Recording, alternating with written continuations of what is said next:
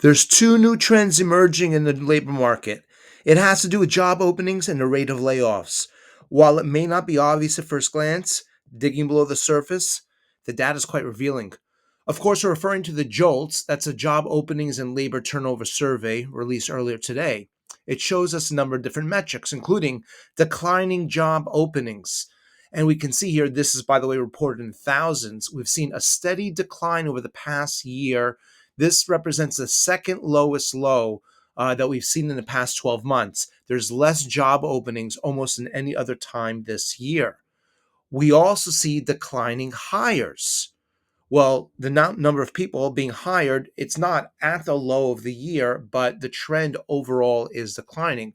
So we can ask ourselves, well, the job openings are declining, but the hires are declining. Doesn't that kind of cancel each other out? Not necessarily.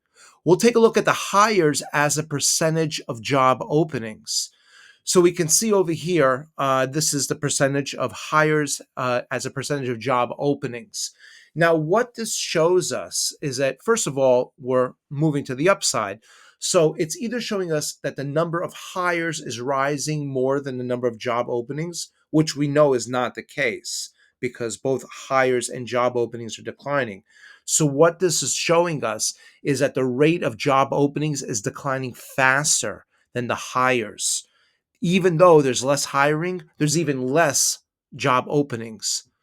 Now we take a look historically, 2008. What did that look like? It's the same pattern as what we're seeing right now. This is late 2007, early 2008, the precursor to the recession, of course. And we can see this line trended to the upside. And again, going into the recession, it wasn't that the hires that, more people were being hired than there were job openings. We were entering a recession.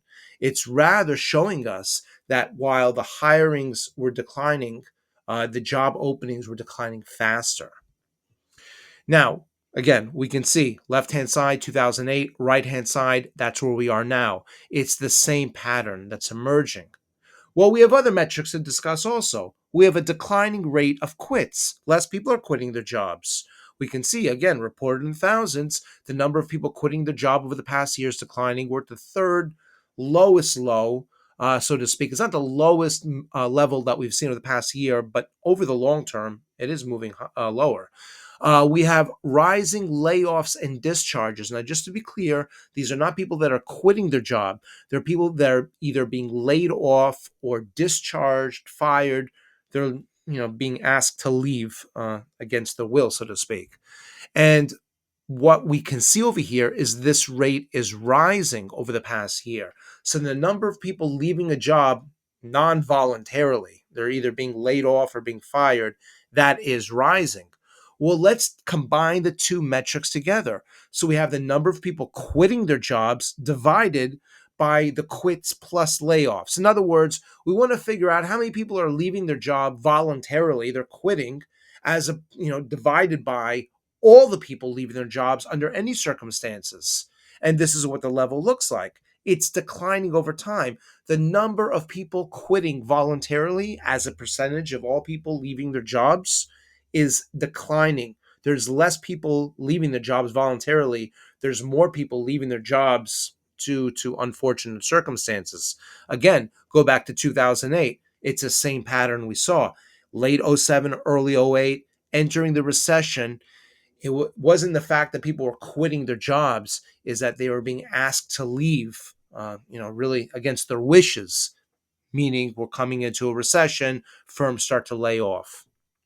And again, compare that left-hand side 2008, right-hand side present date, and it's the same type of pattern that's emerging.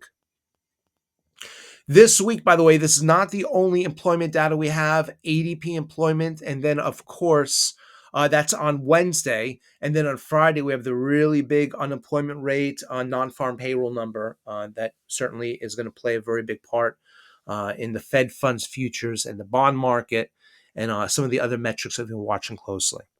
We hope this has been helpful. We look forward to seeing you back soon.